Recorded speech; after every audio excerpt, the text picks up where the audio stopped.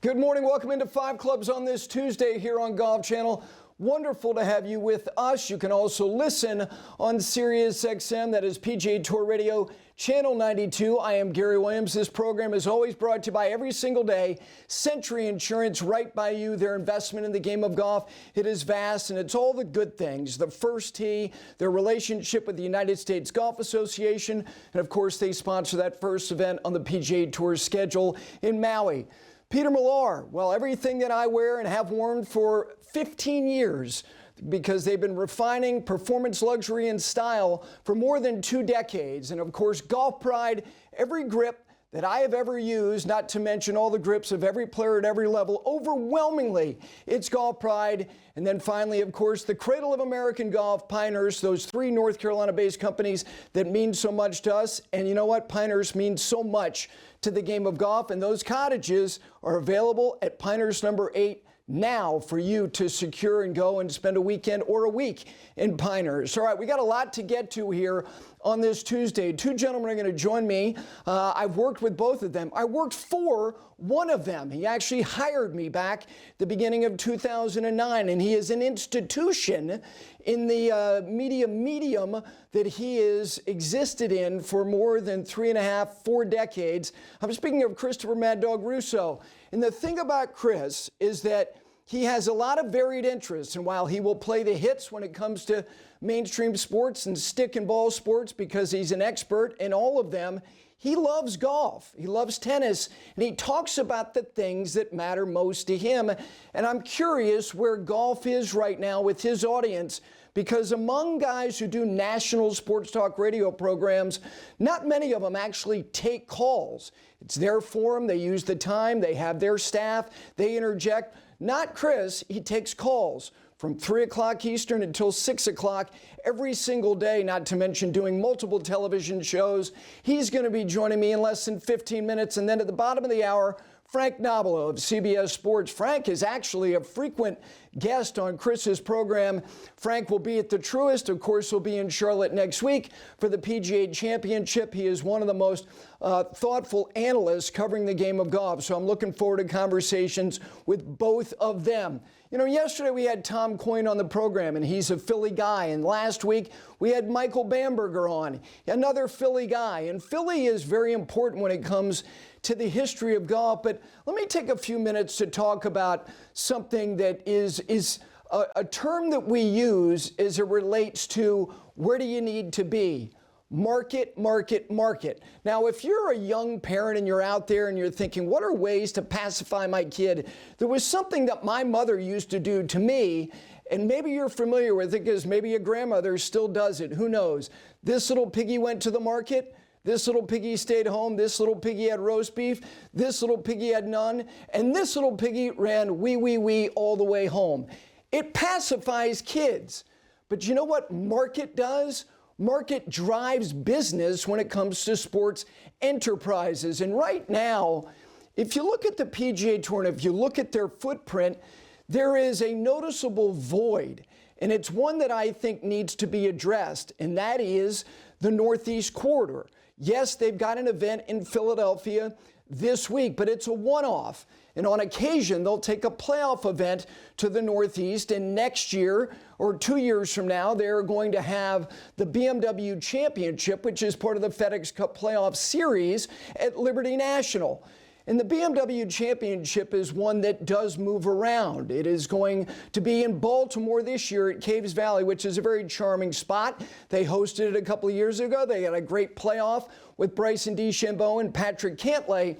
But if you look at the tour as it's currently constructed, Boston, nope. New York, nope.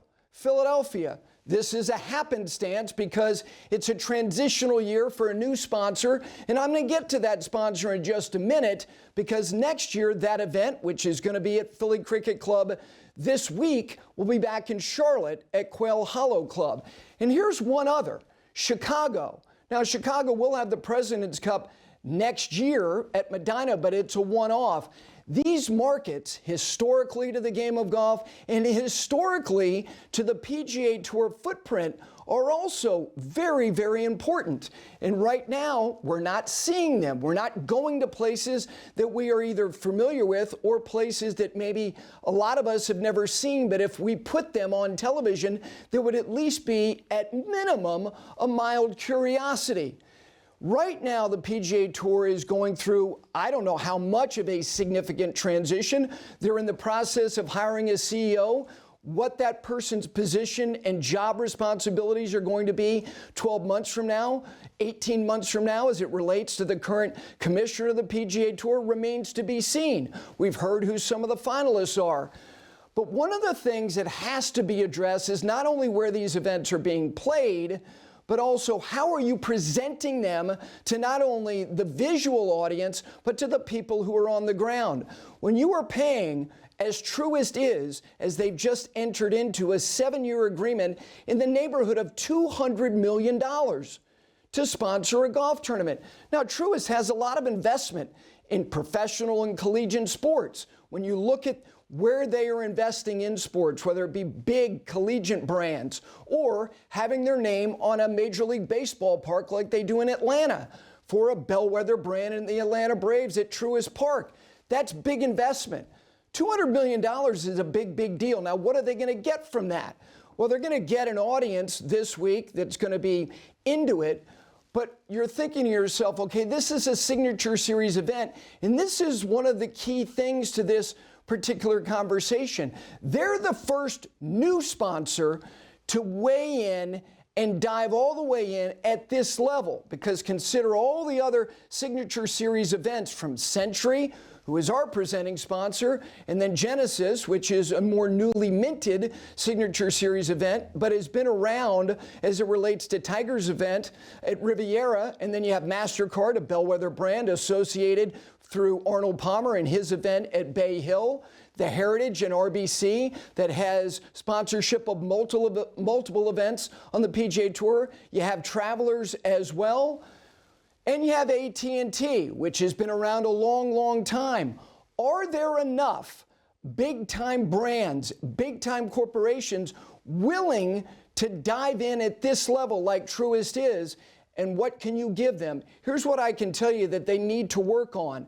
They need to enhance Friday afternoons. And where these signature series events right now, some of them have cuts, some of them don't. If we really want to have meritocracy at the highest reaches of the game, that has to exist in all of them. It can't just be some of them, because Arnold Palmer and Jack Nicklaus and Tiger Woods have said, my event's going to have them. If you are going to make your workforce smaller, it's going to be going forward in the next year, and relegation can be a real thing. You know what? You need to dive in, dig in, and celebrate that and contextualize Friday afternoons and create cut cams. And while you're following who is going to be the leader after 36 holes, who is going to have the jeopardy of not playing well enough to where, you know what, there's real sacrifice in terms of them not being there on the weekend. This is a new age. They have a for-profit arm now of the PGA Tour, and they have got their first new signature series sponsorship through Truist, saying we're in for this.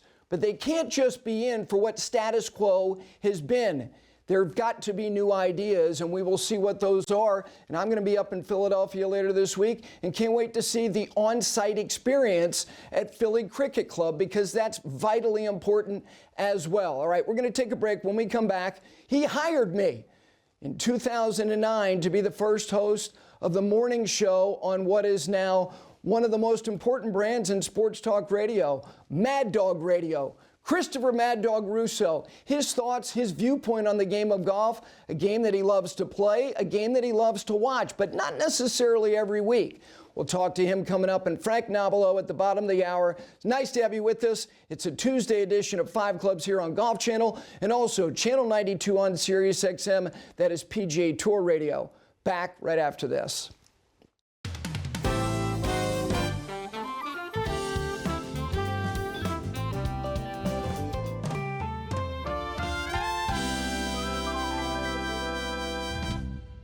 Tuesday. Nice to have you with us here on 5 Clubs on Golf Channel, also on Sirius XM Channel 92. That is PGA Tour Radio. This segment brought to you by Peter Millar. This quarter zip, I started wearing them in 2011 on Morning Drive, and then seems like everybody wears a quarter zip, but they've got everything you need, whether you're going to work out, you're going to a board meeting, you're going to play golf, you're going to a soccer game. They've got it all at Peter Millar. All right, joining me now, very stylish on Wednesdays. I mean, we know him as somebody who is a radio institution, but he now has got multiple television shows, and he's somebody who, I don't know if he was thinking right when he hired me in 2009 to be the first morning host of Mad Dog Radio. It is now a Channel 82, that people rely on to not only listen to sports talk radio from varied voices throughout the day and night, but interaction, because not many national channels give you the forum to call in and be heard. He's always done it. He always will. I'm speaking, of course, of Christopher Mad Dog Russo. Good morning, my friend. How are you? Hello, Gary. And folks, if you do not realize this, Gary was our best morning host with Steve Phillips. That show was so good. And we lost him because Gary quickly left to come down to work for the Golf Channel. It was about 6 months you worked with Steve. Is that what it was? You know what, Christopher, it wasn't even 6 months. I loved working with Steve, and he's obviously, as you know, he still contributes on your show. He's a great broadcaster. No, he is. Excellent. I'll never forget sitting in that little restaurant in New Canaan and telling you I was leaving. I couldn't even keep my emotions in check. But I love that was a big loss for us, and you were so good. Oh, my goodness, you were so good. Anyway, how are we doing? Things good? Things are great. Things are great. You know, the thing that I've always appreciated about you, and you have such a big audience nationwide, is that you'll talk about anything that matters to you, things that you care about. It could be the arts, it could be music, it could be movies.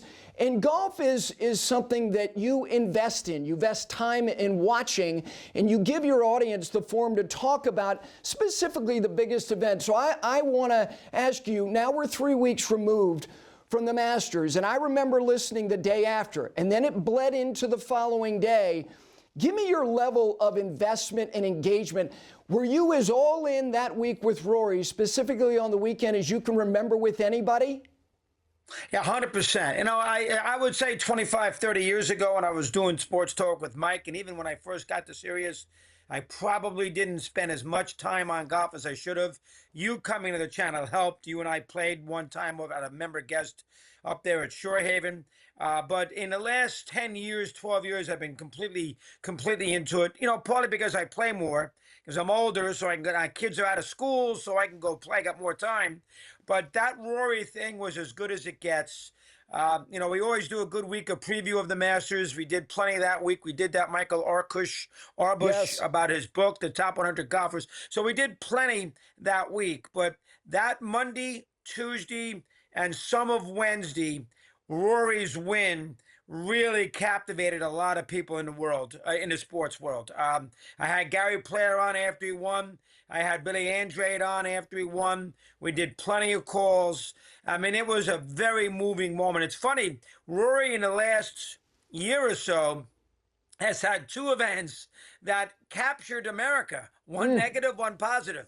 Blowing the U.S. Open to DeChambeau, and then beating DeChambeau and others and Justin Rose to win the Masters. So the last two of the last four majors, he's been a major storyline. I don't know if we got as much juice last June when he lost, but it was at least a day and a half. This one was 2.5 days. I thought, I don't know how you feel about it, and I know he doesn't make that many mistakes with the driver, but I thought his tee shot on the first playoff hole after Justin Rose, you know, hit it right down the middle, 200 and 300 yards, I thought it was the most important shot of his career. He hits that ball 15 yards left or 10 yards left into the bunker, hits it right, loses the tournament. I don't think he'd ever win the Masters. He had so much pressure on that tee shot, and he delivered. So there was a lot to digest with the last 7 or 8 holes. You know, he won, then he lost, and then he won, and then he lost. There was a lot to digest, but it was fascinating, and it moved the American sports fan, at least the guy who calls me up. It was, I don't think you're going to get a more dramatic couple of days anywhere this calendar year in any of the American sports than that. Wow. Now, I don't think you will. Now, listen, have we done a lot of golf since? No. Did we spend 20 minutes on Scheffler? No, we did not. But we will be on the PGA. We'll be with the U.S. Open. I'm going to go do 2 shows at the Ryder Cup in Bethpage. Excellent. We've already made that commitment. I'm going to go Tuesday and Wednesday. I love it, the Ryder Cup. Golf right now for a talk show host, radio-wise, if he does it the right way, can carry you, let's say, 5 times a year. Let's just say 5 times a year, period. In a couple, 3 or 4 days before a major, a couple days after a major, and then obviously the other 3 too. Maybe not as much with the British Open because it's in the middle of the summer, but it can carry you, and at least it carried us, and it certainly carried us during the Masters. You know, I'm going to have Nobilo on at the bottom of the hour. Frank is a regular contributor to your show during the major weeks. You always appeal to him for the important issues in the game of golf. Very interesting that you mentioned his tee shot in the playoff, because I'm going to ask Frank about moments that may get lost over time. That may be one of them. You can talk about, you know, obviously dumping into the creek on 13, the heroic shot on 15, the second on 17. I want to ask him about the things that maybe are underrated that may get lost historically. I'm going to bring that one up. Let me ask you about your viewers in terms of his appeal. Do you feel like people, a simple majority, are rooting for him? Do you feel like Rory is captivating, that the American audience, he has traction with it? Absolutely. I think he's a little polarizing because of the live stuff. Yep. But I do think originally, a couple years ago, but there was nobody who didn't get goosebumps, and if you didn't, your fault. Shame on you, to see Rory win. You know, there was such an interesting storyline with the Masters. We all know he trying to complete the career Grand Slam. We all know the Masters, and he's been spooked by the course. We all know he hadn't won in 11 years. We all know that he had the tournament won, then he had the tournament lost, then he came back. And then we all saw him in relief on the 18th green after he won. So all the emotions of Rory came out on that Sunday afternoon, and I think most people, even if they don't love him, I think felt good for him. And I think that is why that was a dramatic event. I felt great for him. You know, I mean, and I did a golf pool, and I had Justin Rose. I would have won a fortune because nobody else had picked him. And I had Rose, and if he would have won, I would have won, because it's an aggregate thing with how much money they win with your 6 players you took. And I said, I don't care. I want Rory to win. And again, I think that tee shot on that first playoff hole was immense. You know, obviously, Rose had honors, hits it right down the middle. And I think once he got through that, you know, I figured he was going to hit a gap wedge much better at time, too. I didn't think it'd be that good, but much better at time, too. But he's fun to watch, Gary, because he's got Arnold Palmer in him. He has some frailty to him. Even though he's wonderful and he's great, you can't, you know, Tiger doesn't blow that kind of lead. Correct. You know, Koepka even doesn't blow that kind of lead. Nicklaus doesn't blow that kind of lead. McIlroy can, and that's what makes him fun in a lot of ways, because he's unpredictable. And you can't take your eyes off him, because he might do what he did on 13, on 13 with that second shot into the creek. So that is why he moves people, because you're up and down with him emotionally. But I think most people that follow me wanted him to win on that Sunday. And again, this is me saying it. I don't know if you're going to get a more dramatic event this year in sports. I mean, I'm not saying it's the most watched sporting event. Right. I'm just saying, if you're a sports fan, the drama of it. You know, last year you had the Yankees-Dodgers game, one of the World Series. I thought it was a tremendous game. Yep. You had Rory lose to DeChambeau at the U.S. Open. You know, you had a couple things. You had the Bills-Chiefs in the championship game in Kansas City. You had a few of those things, but I don't know if it's going to be as good as this year, this moment. Let me ask you about Bryson. You mentioned his name. I've heard you talk about him a little bit.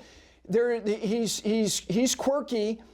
He's unorthodox, obviously. Well, what is your feeling about him as a sports figure? Do you think that he is somebody, he's become very popular with the younger demographic. He does a lot of YouTube golf, which is a big thing now. What is your feeling about Bryson?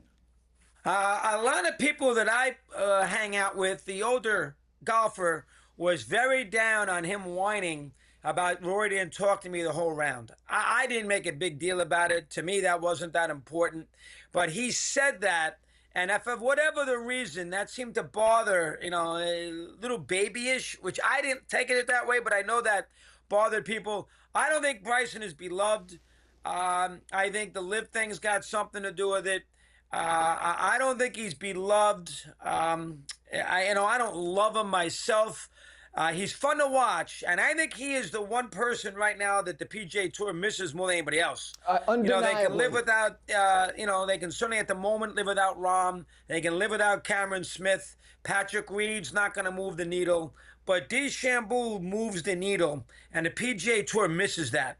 Having him only 4 times a year and not having him in these other events, I think hurts a lot with the PGA Tour because, let's face it, Gary, he's the 3rd best player in the world right now. I mean, you put Scheffler 1, you put Rory 2, you put him 3. I don't know where you want to put Schauffele, put him in that mix too. But he's the 3rd best player in the world. And, he's, as you said, quirky, and he moves the needle. Doesn't move it for me. Yep. I don't love him. But I understand the youthful aspect of him. And I think, listen, I don't have any issues with him blowing the Masters. I know he didn't play that well Sunday. He's going to win some of those tournaments. He's going to win 6, 7 majors, I think. He's young enough. He's already won 2 Opens. I think he's going to win 4 or 5 more before he's through. I think he's that good. But he moves the needle. Even Koepka doesn't move the needle. No, you're right. You're right. It's interesting. I will put Schauffele in there when he's healthy, but the bottom line is those 4 guys have won the last 5 majors. Bryson's got 1, Scheffler's got 1, Rory's got 1, Schauffele's got the other 2. They have been the best players over the last year in the biggest events. Let me ask you about Scheffler. Let me give you a comp that you of all people would either say, yeah, that's a reasonable one because of your affinity and knowledge of tennis.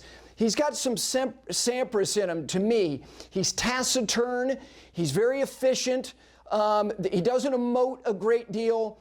I think he's likable, but he's not somebody, you said polarizing as it relates to Rory. Do you think Scheffler and Sampras is a good comp? Yes, I do. I think that's a very good one. The one thing I would say about Scheffler, and I know this is silly after what he did in Dallas, and he's been great, and he's always in the tournaments, he's got to win one of these other 3 now. Yep. I know about Valhalla last year. That was a disaster. I know the Troon thing was tricky. He was due for a bad. He didn't win and play badly at the Open, but he was a little out of sorts at the U.S. Open. For all his greatness with the TPCs and the Masters, he's only got 2 majors. I know that sounds crazy, but Schauffele's got 2 majors. Koepka's got 5. Rory's got 5 now.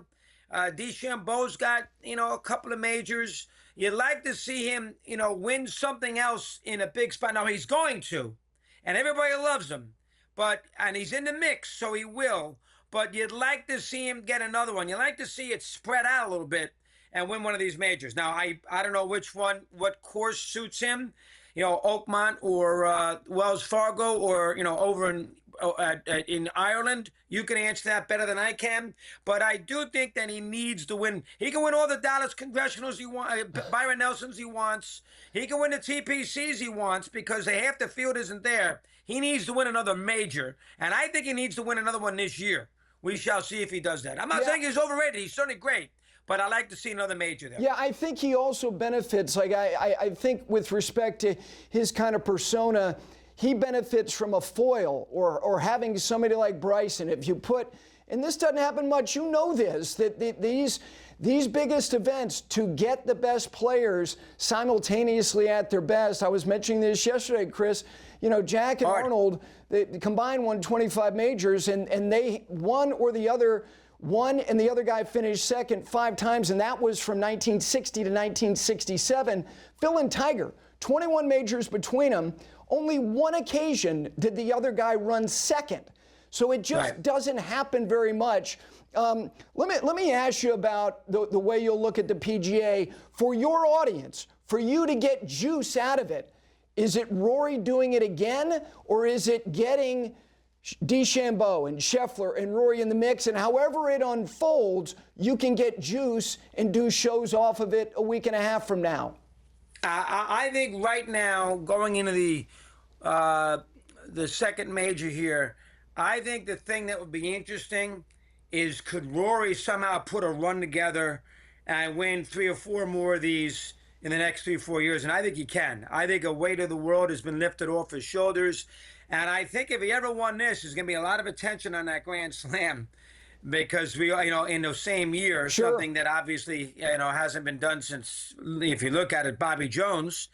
Hogan didn't go. He didn't go to the British Open that one year. Well, he didn't play went the to PGA the Open and won it, 54. but he couldn't get to the PGA in 1953 Gotcha. because it overlapped. And Chris, the last time we had somebody win the first two was Spieth in 2015.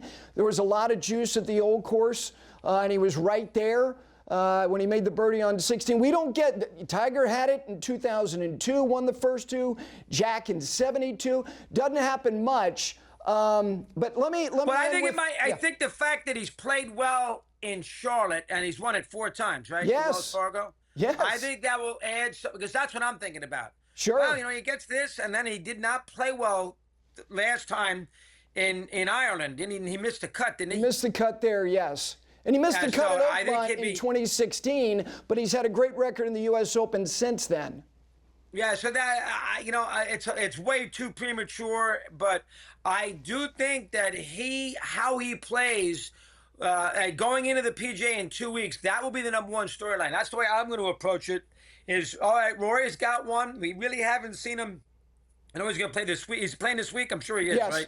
Yep. I know he played in New Orleans, but I think beginning next week, next Tuesday and Wednesday, when I'm doing shows, that will be a major storyline, Rory, because I think we want to see him. I know I do. I mean, I really want to go out there and see him right now. I'm in a Rory. He's a good guy. I loved his press conference after he won the Masters. I'm going to go see my parents in Liverpool and have out for sure. And there's so much to like about him there. And I've always liked him anyway, but there was so much to like about him. So I will be thoroughly into it, and I will get my audience into it. You know better than anybody. Yes. You got to do it on this show right now. One of the keys of being a good talk show host is being a good salesman. If you are enthusiastic about the topic, your job is to make the audience care about it as much as you care about it. And that's, sort of how I feel about it. If I'm into Rory, or if I'm into Nuggets Thunder, or if I'm into Maple Leafs, or if I'm into the Jet Winnipeg and the other day with the goals against St. Louis or the Dallas thing, if I'm into that, my job is to convince the audience that they should care about it too. So next week, I'll be very into, and I'll be into the NBA, Knicks, Celtics. They might have some good second rounds, the hockey. But next week, I will spend a couple of days on Rory. And next Thursday and Friday, while on the air, I'll be completely into those first 2 rounds. And I will follow him, and I'm going to root like hell for him. So next week will be very Rory-oriented. And I think I think people will be really into that. I think it helps that CBS has it again. It wasn't that long ago with the Masters. And I think there'll be a lot of juice next week for him in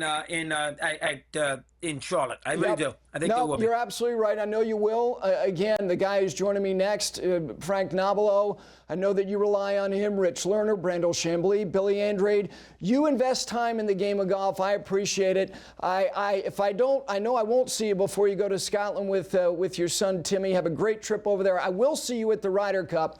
Thank you for doing this, my friend. We got you, Gary. You're the best. We still miss you. Appreciate you having me on here today. Okay, there is Christopher Mad Dog Russo. Of course, he is Channel 82. That is Mad Dog Radio, 3 to 6 Eastern, Monday through Friday. Of course, First Take on ESPN. Every Wednesday, he's got his baseball show, High Heat, as well. We take a break. Frank Nobilo of CBS, he joins me next.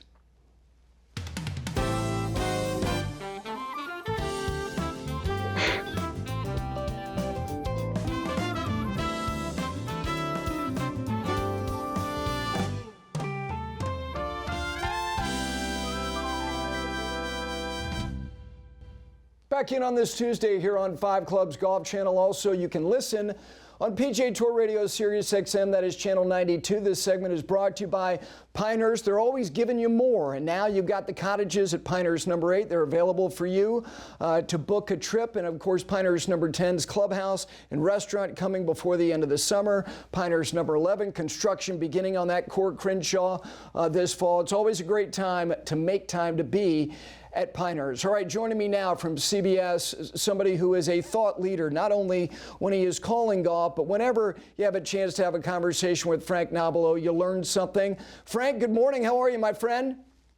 I'm just as confused as ever, Gary, especially because Pinehurst keeps adding to it's 11, 12, it'll be like 15 courses one day. But yeah, I'm looking forward to the stretch coming up. I thought you were confused after listening to Chris Russo with his mixed metaphors. And I mean, you're a regular contributor to his show. I do. I think he's a modern day Yogi Berra. I really do. He has that unique way of, I guess I try and copy it sometimes, but you know, the right malparism and at the right time, I think has the right effect. But his energy is just very contagious, and he loves the game. So he does. I'm okay with that. And you know what? He said something at the end there about, you know, you got to sell to your audience that this matters. And I appreciate the fact that golf and tennis too, and you love tennis, that he says, you know what? These are things I care about. I'm going to share with you reasons why you should care as well. All right, let me start with you about the Masters and the fact that we're now 3 weeks removed. And when you're on a telecast like you are, and you love the exercise of doing your job in addition to what it is that you're watching, what are the things that are going to stand up in your mind beyond the indelible things that everyone's going to remember? What are some things that may get lost that will not be lost for you, whether it be about the last day, the whole week? It could be related to Rory specifically or just in general. Some moments that will stand up in your mind about that Masters. Well, if I can involve Chris in this, I was on his show at the start of the week, and he asked me about Rory. And I actually said I thought he would win a major this year, but I really didn't think it would be Augusta National, wouldn't be the Masters. For the reason, I just thought it was too tall in order. And I said, if he does get in contention, I said, I really don't know how he would finish it off, because you have, you know, nearly 14 years of history just, you know, pent up in your body. I said, I don't know how you would close the deal. And so if you fast forward to that Sunday, I've never seen someone lose a tournament more often than that and still win it. That's my takeaway from what happened on Sunday. He did the most human things. The third shot into 13, even the layup, to be honest. But the third shot was horrific. And the reason why I say that, and I use that word, is because what he did 2 holes later was just out of this world. The second shot into 15, he threw everything behind him away, and he just relied on his talents. And he hit 3 of the most gorgeous approach shots, 15, 16, and 17. And then he became human again. And this is the last green with a gap wedge. So what I take away is the human element of Rory that makes him a great watch. It's Spieth-like, but then he has a gear that no one else has in this game. When he has that gear, that is untouchable. But he's very, very human. And I think that's what made it a great watch. Frank, do you think that you know, and he used the term burden, others have associated that with this pursuit, whether it be any major or this one in particular, because of the gravity of what it would mean in terms of the company he would now be keeping. Do you think his fragility or this vulnerability that clearly was on display on Sunday, most notably, can be not wiped away altogether, because that's part of the existence that you once had? There is a frailty to doing this. Do you think that we will see maybe less of that because of the enormity of what he just accomplished, and maybe it doesn't get all washed away, but there's less of it? There'll definitely be less of it. And you're right. You know, he had metaphorically, the 1,000-pound gorilla on his back. I hope we don't lose it all, because I kind of like the shoe buffing. His head goes down, and I think we can all identify with that when things go wrong. It's just hard to identify the level that he can get to. So I like the roller coaster effect that he really does bring to the golf course. You know, we've had Tiger Woods. Tiger Woods was the greatest watch in golf because he smiled, he loved the battle, and he was resilient to any pressure, whether it's social pressures, whether it's competition, whether it's what the golf course was going to throw at him. So we had a fix of that, and no one player was ever going to replace Tiger Woods. So we sort of needed an ensemble. And the leader of that ensemble actually is, in my opinion, is Rory, for all the reasons you've just mentioned, the human element. And I hope we don't lose too much of it, because I like it when he actually hits the silly shot, the simple wedge that most people at home can identify with. When he is very, very human with those type of shots, I think the person at home really goes, I could have done that. And then he goes along and does that. So, yeah, there'll be less, just because the one word we haven't mentioned is confidence. If you remember Rory through 2011 to 2014, I mean, he just bounded down the fairway. He was full of confidence. So in a decade plus, he's grown up. He's got grey hair, around the sides, become a dad, married, all of those things. Made his mistakes, tried to take him on the chin. He's changed his mind 100 different times. Some people have criticized that, but I think we're all guilty of that at times. So he's done a lot of things that we do in our own lives. I don't ever want to lose that part of the athlete. I think when we shut that part of the athlete down, we just get, canned conversation. So I like the fact that he dances around. I like the fact that he gives us things that we can disagree with. But what he brings to the table right now, with confidence, should be an electric watch for the next couple of years. You will be in Philly. You're headed up there tomorrow at a golf course people are unfamiliar with. I think they're going to thoroughly enjoy it, especially the people on the grounds. I think it will translate exceptionally well on TV. And then beyond that, obviously, you'll be in Charlotte for the PGA Championship. When you prepare for a major championship, you have the Masters, and obviously you've got the PGA. I know that you want to be as thorough as you can be, and I know there's some people you rely on for certain data points to try to give you even greater context of performance. What performance measurements are more valuable to you when you start to evaluate players in major weeks than any other weeks over the course of the season? That's a great question, Gary. If I'm allowed just to talk about Philly, for example, to give them a little prop there, I was emailing the head professional. They were nice enough to send me a PDF file yesterday, which is their digital book, which is 208 pages. And that's the oldest country club in America. Not necessarily the oldest golf course, but the oldest country club. They even had the US Open tennis there. So sometimes you want the historical aspect of the venue, because the venue, look at Augusta National, for example, all the times that we've watched or the players have gone back and created their own history. You need that build-up of years, the history of the Masters, so that we can appreciate each and every year going forward. And for me, whether it's a new venue like the Philly Cricket Club going forward, sometimes my research or my homework involves I'm just trying to get really what makes that place special. And then you try and tie it into the modern game, because these players of today will find any weakness in a golf course. And where I say weakness, that doesn't mean it's a bad design. It means if there's a bunker they can carry, they'll take it on. If there's a shortcut, whether it's going down another fairway, for example, when they play, 14 at Riviera, 15 at Riviera, and they go down 17. I remember Victor Hovland being the first player to do that. There was a gap in the trees. We instantly at CBS, we saw that in the practice round. We spoke to a couple of his data people, and like, yeah, we've worked it out. It's 20, 30 yards shorter. It's actually a better angle to the green. So there's certain things like that you trust your eyes, and you really try and see what the players are attempting to do as they find the shortest possible route around the golf course.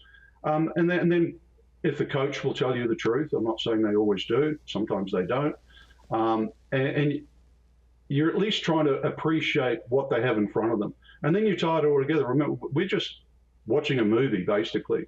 The job is to try and not get into the way of the viewership, but whether it's just introducing the player on the screen, and I know last week, for example, there's pronunciation issues, and people don't realize that we've been told to pronounce a name a certain way. Right. That's the way the player wants it, even if that's not the way we think it should be pronounced. I know my name's been mispronounced for many years. It's not, to me, it's not the be-all and the end-all. But there are all little things that go into it. But in the end, I look at it from the fact that I still love to see this game played at the highest level. I love the youth of today. I don't necessarily like how far the ball goes and technology, how that's taken, because I think these guys are that good. They would play with equipment that I played with them before, and they would nearly be equally as good if the course was set up fairly. So you just piece it together. It's like making a sandwich, and you just hope you get the right condiments and it tastes good. That's really, I think, the simplest solution. You know, Frank, it seems like Prime is now coming younger. And if you look at, like, I was looking at the 2004 U.S. Ryder Cup team had one player in his 20s and 4 in their 40s. And then at Whistling Straits, there were 8 players in their 20s, and the oldest player was 37. Do you think Prime is absolutely coming earlier for these elite players? And does that also mean that Prime ends earlier as well, or can it be elongated? Wow, the second half of that question is really interesting. I think the first half is very easy to answer. It's equipment. Equipment is lighter. For example, you and I, when we first played golf or first picked up a club, it was designed for an adult. It was much heavier, wooden driver with a steel shaft. So it was very hard to swing correctly. Nowadays, with US kids clubs and much lighter equipment, the younger generation, whether they be male or female, can learn to swing technically more correct. They can develop speed much quicker because the shafts and the clubs themselves are that much lighter. The ball is obviously more forgiving. Just the makeup of a metal wood, for example, is designed to get the ball more in the air as well. So it is easier to start the game now. And if you get a young athlete, I'll use the young male for an example, they're strong enough at 18 or 19, certainly as strong as nearly a 30-year-old. Look at Luke Clanton, for example. He can move it just as far as anyone else on the PGA Tour. So they have the skills. Really what used to be the roadblock for players was experience. And I was in Dallas last week, and one of the coaches that has sort of circumnavigated that is a guy by the name of Scott Fawcett, who started Decade. And really what Decade was about was trying to put a 35-year-old brain in a 19 or a 20-year-old kid. And if you could do that, you're going to get a world-class player. And I think really that's what's happened.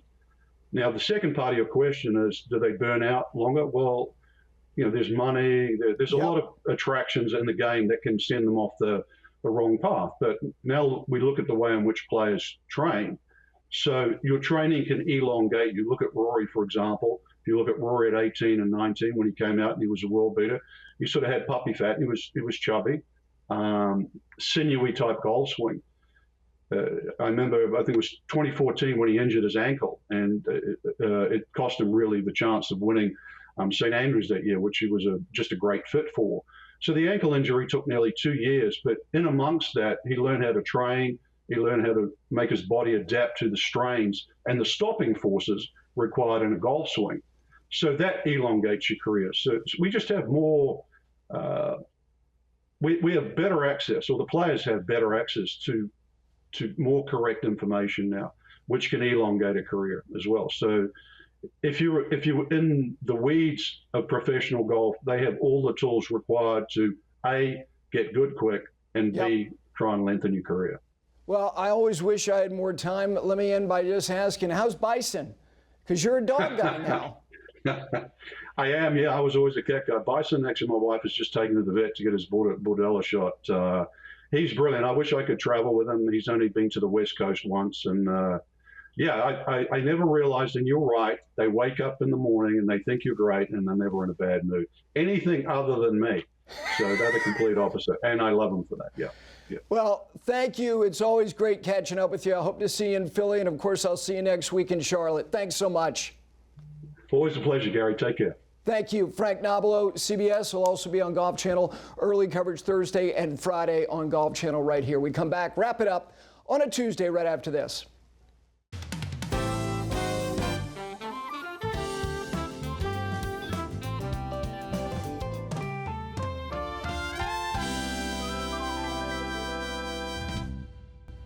Welcome back in. Matt Adams to follow here with his program Fairways of Life. Coming up at 9 a.m. Eastern Time tomorrow, the president of the PGA of America will join me, and also Justin Ray, who's a machine. Anybody who really does follow golf, and many of you I know do, you rely on him. He has got more information, more nuggets, more historical context than anybody I've ever seen, followed, or worked with, which I did formerly.